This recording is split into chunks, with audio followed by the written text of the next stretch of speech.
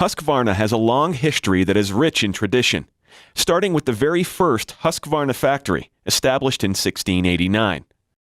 From homeowners to full-time professionals, our chainsaws are ideal for anyone who requires first-class quality, durability, and ergonomics.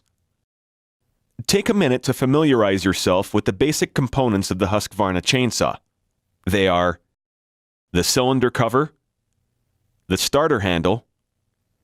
the air purge, the stop switch, also known as the ignition or on-off switch, the rear handle, the choke control or start throttle lock, the fuel tank,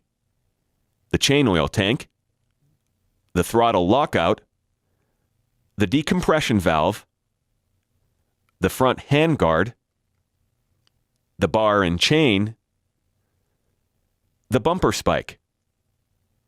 the chain tensioning screw, the chain catcher,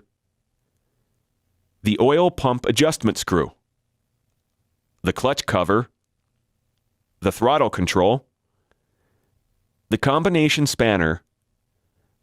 the bar guard, the information and warning decal, and the product and serial number plate.